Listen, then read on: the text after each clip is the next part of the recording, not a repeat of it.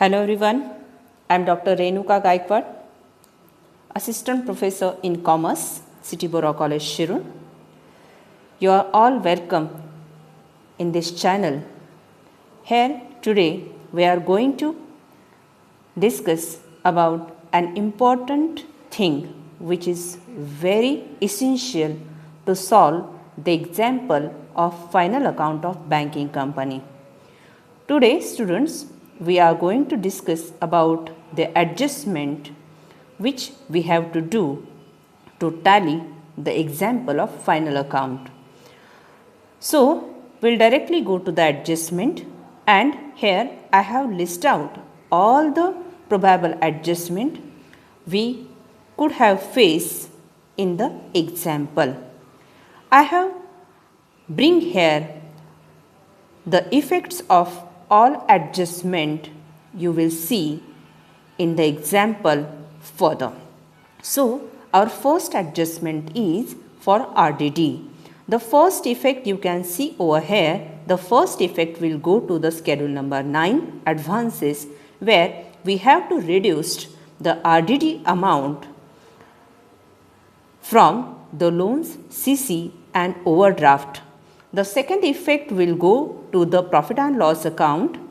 We have already written the profit and loss account format, and where we have written their provision and contingencies in part 2, that is expenditure, where we have to write down that amount of RDD. Our second adjustment is provision for taxation. The first effect of provision and taxation amount will go to the schedule number 13, interest earned, where we have to just write down this provision amount, and the second effect will go to the provision and contingencies again in profit and loss account, where again we have to write down this amount which we have calculated for provision for taxation. Third adjustment is provision for on rebate for bill discounted, which is also known as unexpired discount. Student, you should know that provision on rebate for bill discounted, this adjustment also could come in your example as unexpired discount. So, we should know the two effect of this adjustment. The first effect of this adjustment will go to the schedule number 13, where we have to reduce this amount from interest earned, interest and discount earned, which is our first head of schedule number 13. And the second effect will go to the schedule number 5, that is other liability and provision, where we just have to write down this amount under schedule number 5. Our fourth adjustment, which before go to the first adjustment, here one thing we should know that if the unexpired discount head come under trial balance, which is given under trial balance, only one effect we should have to do at schedule number 5, that is other liability and provision. Our fourth adjustment is stock of stamp and stationery. Students, please focus over here that the stock of stamp and stationery we have to do first adjustment at schedule number 16, where we have to reduce the stock amount from the concerned item at schedule number 16, and the second effect will go to the schedule number 11, that is other asset schedule, where we have to just write down this stock amount at schedule number 11. Our next adjustment is provision for depreciation. This is the usual adjustment we number of times have done for company accounting. Here the first effect will go to the schedule number 10, where fixed asset we write down, and we have to just reduce this depreciation amount from that concerned item. And the second effect of this depreciation will go to the schedule number 16, that is our operating expenses schedule, where we have to just write down this amount. But here also one thing is most important, if depreciation is given in trial balance, like depreciation on machinery, depreciation on fixed asset, that depreciation amount we just have to write down at only one place, and that is at schedule number 16, operating expenses. With this, we'll go to the next adjustment. Our next adjustment is interest accrued on investment. Here, the first effect will go to schedule number 13, that is interest earned, where we have to reduce this interest accrued amount from interest and discount received. And the second effect, we have to write this amount at schedule number 11, that is our other assets schedule. Here again, one should know that if the same head is given at trial balance, then only one effect at 11 number schedule will go. There we just have to write down this amount as interest accrued on investment as an other income instead of the interest and discount. Seventh adjustment is interest on doubtful debts included in interest and discount received account. Here the first effect will go to schedule number 13, where we have to reduce this amount, and the second effect will go to the schedule number 9, advances, where again we have to reduce this amount. If there is any outstanding expenses like legal fees, so we have to do this outstanding expenses or the outstanding legal fees adjustment first effect at schedule number 16, because that is our outstanding expenses we have to pay. So outstanding expenses will be added to that concerned item at schedule number 16, and the second effect will go to the schedule number 5, other liabilities and provision, where we just have to write down this adjustment, this amount. Our next adjustment is investment at market value. Investment at market value have two type of adjustment or additional information. It means that investment, if given value is less than the trial balance value, means if the market value is less than the trial balance value, it means that our investment has decreased. It means we have loss on investment. In that case, the first effect will go to the investment, where we will reduce this amount or the reduced amount from the investment, and or we write down the reduced value of investment at investment as our today's investment. And the second effect will go to the operating expenses schedule number 16, as we have a loss on that investment or that item. So we will write at schedule number 16 the loss amount only. The second case is where if given value is less than the trial balance value, means what? If we can understand that if the market value is more than the trial balance value, means our investment cost is 4 lakh and the market value is 5 lakh. In that case, we have a profit on that investment. In that case, what we do? In that case, we write down schedule number 8, investment, write down new value with increased amount, means where we write down rupees 5 lakh, and the second effect will write down at schedule number 11 as a profit on that investment. So in this case, we have profit on investment. Our value of investment has go up, it has increased.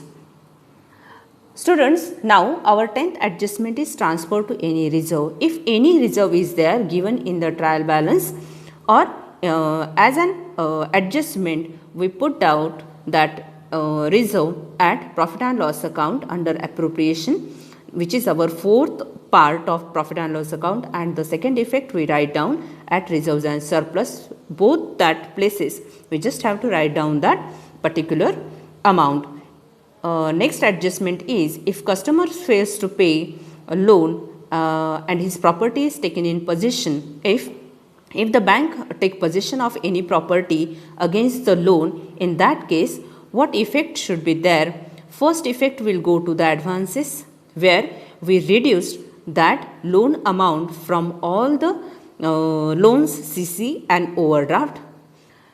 And the second effect, we have taken possession as a bank on that particular asset, and that is our other asset, not an banking asset. So we'll put that amount, that properties amount at schedule number 11 at other asset, where we just have to write down that amount. But here, if there is any loss, it should be transferred to profit and loss account under provision and contingencies. Means if there is any profit, we'll write down at schedule number 11, and if there is any loss, means the asset amount is less than the loans and the CC, then in that case, if the loss happens, we'll write that amount to the profit and loss account under provision and contingencies. Students, our next adjustment is branch adjustment account or interoffice adjustment account. This adjustment doesn't come into the additional information normally. This comes under trial balance. This we can see in trial balance.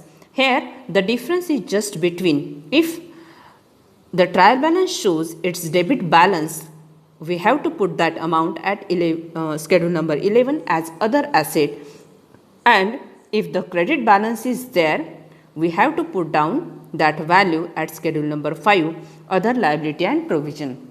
We just have to focus at debit balance or credit balance, and on the basis of debit or credit balance, we have to decide where we should have to put that branch adjustment amount. Next adjustment is interim dividend. Interim dividend first effect will go to profit and loss account under appropriation. We just have to write down interim dividend amount there. But if there is any remains unpaid, then only unpaid amount show to schedule number 5. Means if the 4,000 dividend, interim dividend has declared and only 3,000 has paid up, then 1,000 will be the remaining amount, and that remaining amount will be our liability, and that liability we have to show at schedule number 5. Okay, understand? Then our next adjustment is schedule number, next adjustment number is 14. If there is any current year profit, means this adjustment also, students, you will not see as an additional information, but this we should have to understand this is an hidden adjustment, and every year if there is a profit, then the company or the final or the banking company should have to transfer 20% of that net profit for the statutory reserve.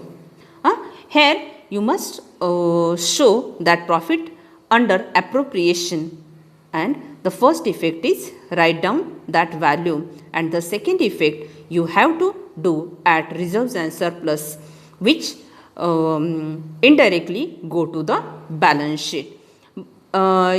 Student, listen, if there is a loss for the current year, then there is no need to do anything, there is no need to do any calculation for that losses. If there is a current year loss, then no adjustment is required. Here also you can understand this.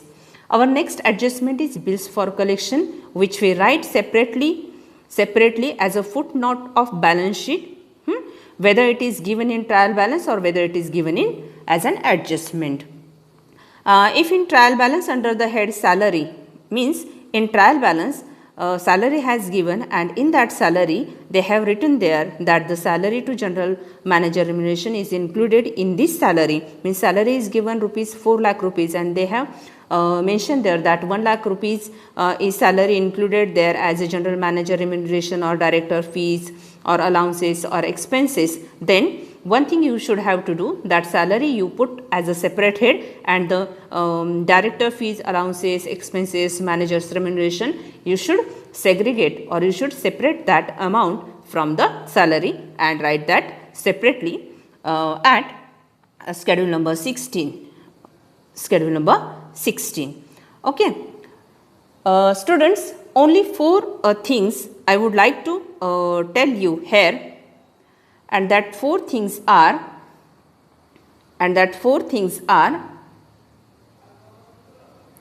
gold oblique bullion show under schedule number 8. We have to write that gold or bullion shows under trial balance. We have to write that at schedule number 8. If silver has given in trial balance, we have to write that at schedule number 11. If claim for bill discounted has given in trial balance, we have to write down that at schedule number 12. And if provident fund is given under trial balance, don't confuse for this head. Many times student write this provident fund to reserve fund.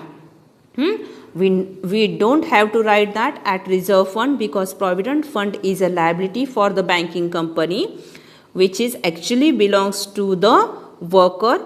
So this is an liability for the banking company, and so we have to write that liability at schedule number 5. Okay, with this I would like to thank you all for listening carefully. Please go through all these adjustments when you face any difficulty to solve any problem of final account of banking company. I hope that this will help you to solve the example and to get out of marks for this example. Thank you so much.